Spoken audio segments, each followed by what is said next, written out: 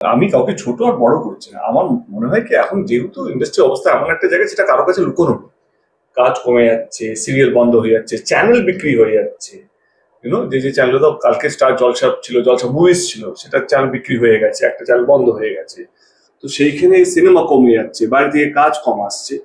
এবারে সেইখানে যদি আমরা নিজেরাই নিজেদেরকে ব্যান করতে শুরু করে দিই, তাহলে কাজ বাড়া তো প্রশ্নই ওঠে না। বছর খানেক ধরে অনেকজন ব্যান হয়ে আছে, ডিরেক্টরস, অ্যাক্টরস, তাদের মধ্যে যদি কেউ সুসাইড করে নেয়, তার দায়িত্ব কে নেবে?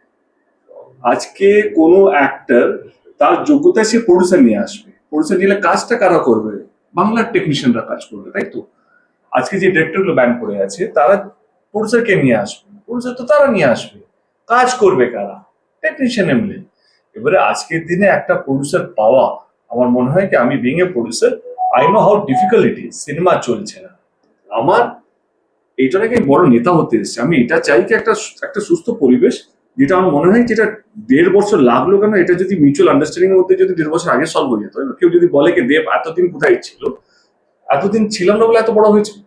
যবে থেকে দায়িত্ব নিচ্ছি তবে থেকে দেখতেই পাচ্ছ তোমাদের সামনে আমি আছি।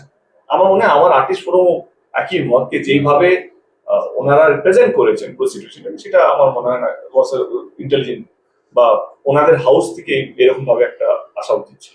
কাজে ফিরলে শুধু অনির্বাণ না, প্রত্যেকটা মানুষের তার কথা নিয়ে আছে। যা 1.5 বছর ধরে ব্যান ছিল, শুধু অনির্বাণ নয়, প্রত্যেকটা মানুষ যারা ব্যান আছে তারা কাজে ফিরবে, আর সবভাবে ফিরবে, আর টেকনিশিয়ানের সাপোর্টে ফিরবে, মানে গায়ের জোরে কেউ ফিরবে, ভালোবাসা নিয়ে ফিরবে, সম্মান দিয়ে সম্মান নিয়ে ফিরবে। যে কাজ দিতে পারে না তার কোনো অধিকার নেই কারো কাজটা কেড়ে নেবে।